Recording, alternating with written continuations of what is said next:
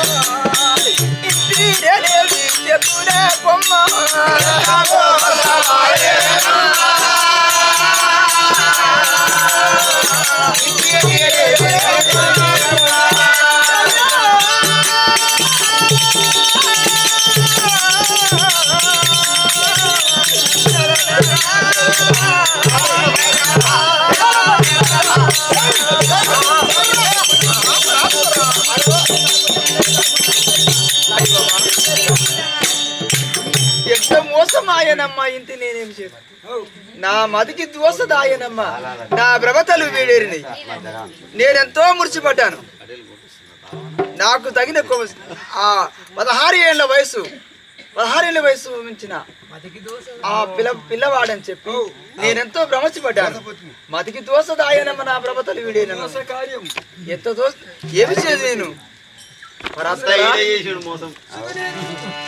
సుతని రూపు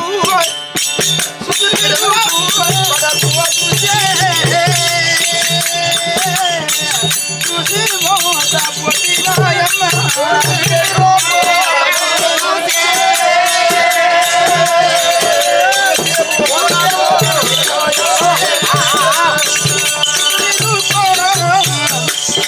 సుతని రూపు పడము పోనందే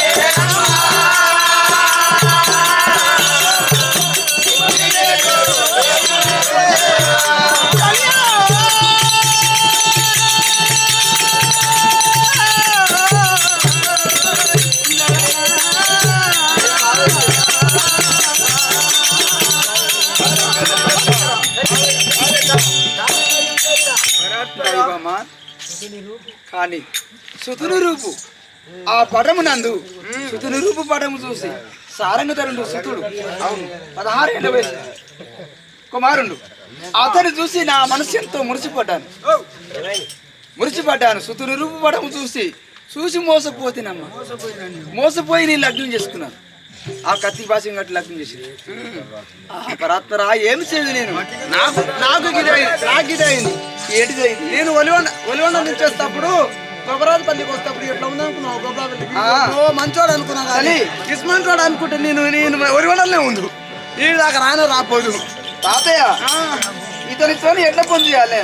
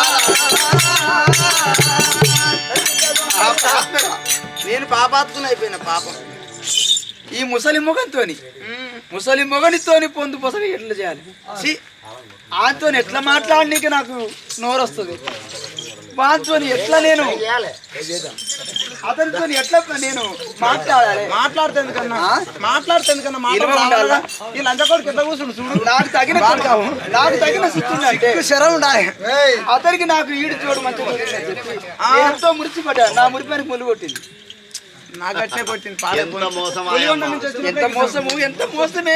మోసమే దేవుడా నా పాప నీకు కలుతుందిరా నీ గుడ్డుకు నీ పండు పిండి నీ తల ఉత్తరించా ఎవరి ఒప్పున పెట్టి మిట్టిన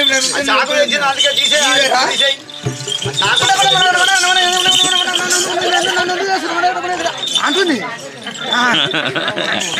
నేనన్నా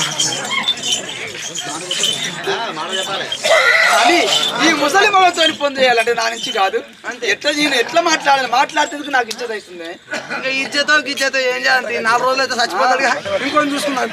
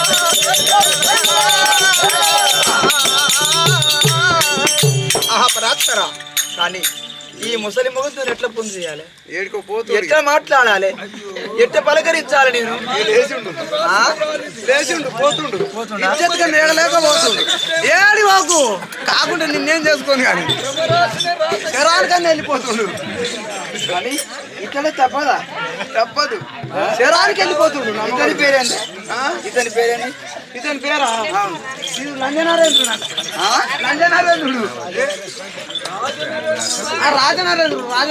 రాజనరేంద్రుడా సారంగనికి ఏమవుతాడు వీడు ఆ తండ్రి అవుతాడు ఏం చెప్తున్నావురా కాదు ఆడు పోరాడు కానీ ఈయన ఫోటోలో పంపించినాము ఈయన ఫోటోలో చెప్పకు మారిన పేరు చెప్పకు నీ పేరే చెప్పనా అట్లే చెప్పినా అదే లంజనారాయణ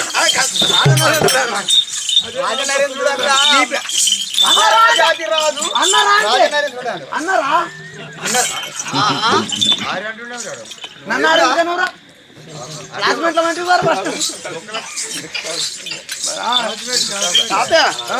అయితే వీడే ఇకలేనా వీడే రాజనరేంద్ర అక్క వీడే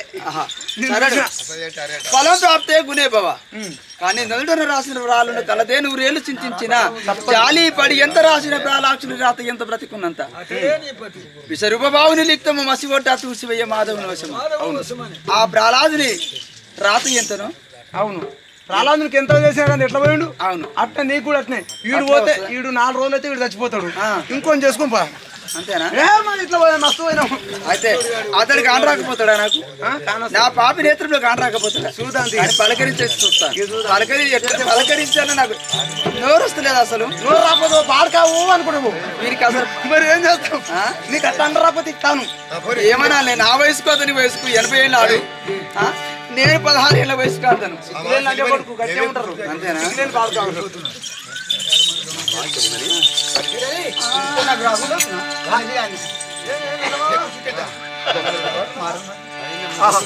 చలి ప్రాణ తగ్గి అయ్యో నీకు దండం పెట్టుకున్నాం కదరప్పా ఏమో ఆలోచన చేస్తున్నాం ఏమిటిది ఏమి లేదండి ఏమి లేదు వెళ్ళాలనామని వెళ్ళాలనామని వర్ధిల్ల వెక్కుంద రోదనామని తాళలనా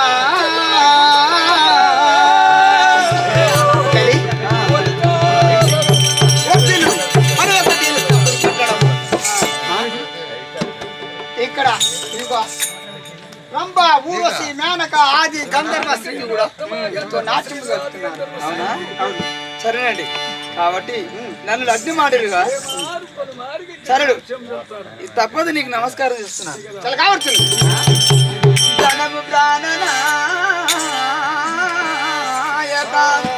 దండము ప్రాణనాయక దండముకో దండ విరాట దయగుణ చాలి దిండుగని సభకే తెంచితి దండియ దీవించరయ్యా దయగుణ శాంత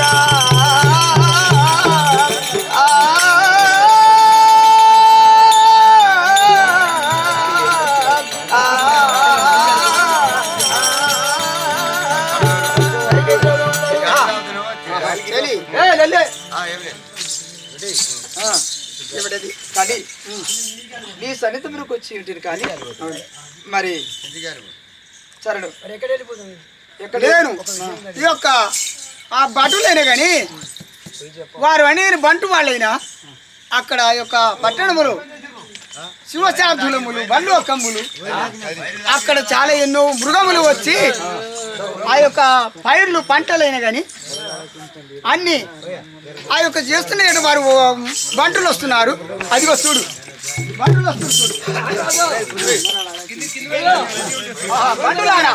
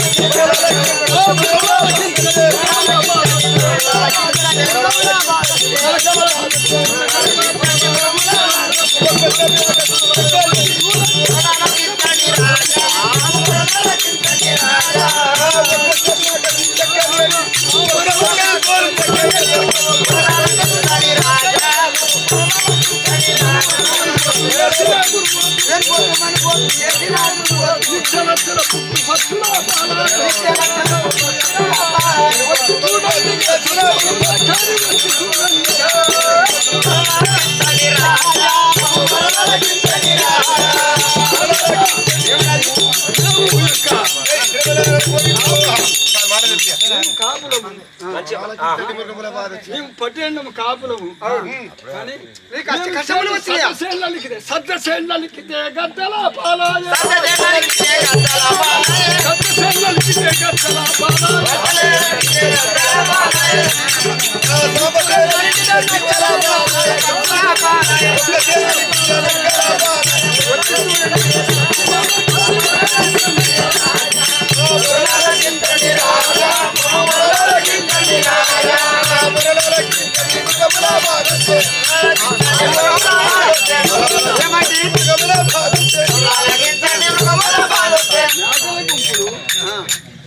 మేకల గుంపులన్నీ లక్షల గుంపులు పచ్చుల పాలాయి తొడేళ్ళు మేకలు అనేకమైన క్రూర మృగములు వ్యాఘ్ర పెదపులు నీరి సింహములు గండబేరులు సింహశార్దులములు అనేకమైన మృగములు ఆ యొక్క మేకల గుంపంతా తయారైపోయింది. అట్లా కాపులో రవికేమి కష్టములు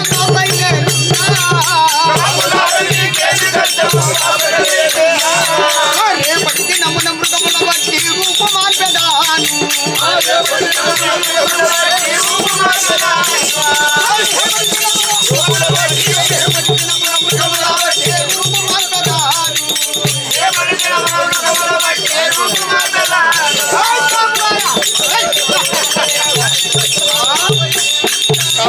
నీకేమి కష్టములు తాపై నేనుండా రేపటి దినమున మృగముల బట్టి రూపు మాల్పేదాను. ఓ తండ్రి రేపటి దినం కనుక మేము బ్రతమా మా చెట్లు సద్ద చేండు పోయినాయి సామ చేండు పోయినాయి ఇక మా ఒక్క రోజన నిత్య లక్షల పుట్లు అన్ని నష్టమైపోయి కాపులారా ఒక్క గడియన నా యొక్క భార్యను చేసుకున్నా కానీ ఒక్క మాట కూడా ఈసారి ఎక్కిపోతుంది. ఇప్పుడే మీరు వచ్చి పడుతుంది రేపటి దినము వస్తున్నాను కదా. ఇక్కడ సంగతి మాకు తెలియకనే మాదే యొక్క మేమందరం మేము నష్టమైనమని చెప్పి మీ దగ్గరికి వచ్చాం. అంతేనా? సరే పద మహారాజా రండి.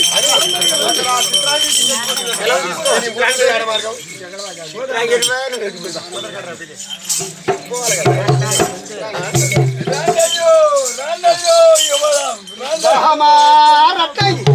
చిత్రాంగి ఇదిగో నేను ఇప్పుడు మన యొక్క బడులైన గాని చెల చెల పుట్టు పక్షుల పాలాయ కాయంలో మొక్క సేనేసినట అక్కడ చాలా వర్ణాలకు కష్టాలు వచ్చినాయి. నేను పోయి వాళ్ళ కష్టాలు కడతీర్చి ఆ మృగముల సంహారకాలం చేసి మళ్ళీ నీ కడకు వస్తున్నాను కానీ నాకు అభయాస్త్రం ఇవ్వు. అయితే ఆ మృగములన్నీ వదించి సాయంత్రం కాక తల్లి మళ్ళీ తిరిగి వస్తానని చెప్పంటారు. అవును కదా స్వామి, సాయంత్రం కాదు, నువ్వు 10 రోజులున్నా పర్వాలేదు, 10 నెలలున్నా పర్వాలేదు. వీడు పోయిండు 5 కొబ్బరికాయలు కొడతాం, 101 కొబ్బరికాయ కొడతా. వీడు పోయిండు అనుకో, నేనైతే అంజనేయులకు 5 కొబ్బరికాయలు కొడతా, బొడ్రాయికి 4 కొడతా, నాకు కావాల్సిన దేవతల కొడతా. ఎల్లమ్మకి 101 కొబ్బరికాయ కొడతాం కొడదాం. కానీ వీడు పోవాలి, వీడు పోతేనే మంచి. అందుగురించి ఎల్లమ్మ దయ నా మీద ఉంది కాబట్టి నేనేమంటున్నా అంటే ఇప్పుడు అక్కడ మొత్తం వాళ్ళకు ఇబ్బంది అవుతుందంట. అవును మరి ఇప్పుడే లగ్నం చేసుకున్నా కానీ నేను చెప్తున్నా, రాదు కాబట్టి రాజరికం వెళ్తాడు కాబట్టి ఎట్లన్నా పోయి రావాలి స్వామి, పోకుండా ఒప్పుకోరా అని చెప్తున్నా. నీవు అప్పుడే రాదు, నువ్వు ఎక్కడున్నా అక్కడ 10 రోజులున్నా పర్వాలేదు, నెలలున్నా పర్వాలేదు. నువ్వు ఆ కాపోలు అందరినీ కళ తీర్చి ఆ మృగములన్నీ వదించి నిమ్మలంగా రా, నీకు ఏం భయం లేదు. ఇంత సత్యవంతురాలు అతివత శిరోమణి సంవత్సరానికి రా అంటుంది. ఎందుకంటే సంవత్సరానికి వస్తావు మనం. నువ్వు సంవత్సరం పోయి అంతకాలం చేసేయండి. మాకేం డౌట్ ఉందంటే సంవత్సరానికి కూడుతూ ఉంటావా ఇక అప్పటికల్లా కాదు మార్గ వాళ్ళనన్నీ మొత్తం సమారకాలం చేస్తాంగా అయితే అంటున్నా నేను అంతే. నువ్వు చచ్చిపోతావు అవి అమ్మా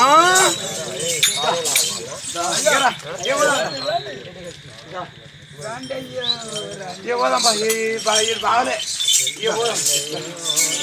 అయితే ఒడ్డు స్తంభం మేడంది కట్టి ఈ ఒడ్డు స్తంభం మేడందిరా చిత్రాంగిని. అవును అవును, ఈ చిత్రాంగిని ఒడ్డు స్తంభం మేడందిరా ఉంచిందట. ఎవరు? నా రాజనారాయణ వచ్చే వరకు అప్పుడు సారంగ 2 పావురాలు ఆడుకుంటూ వస్తున్నట్ట. ఆ చిత్రం చూద్దాం ఇప్పుడు. మా బొంగరం ఎక్కడ వాయను ఏ రావు దగ్గబట్టానా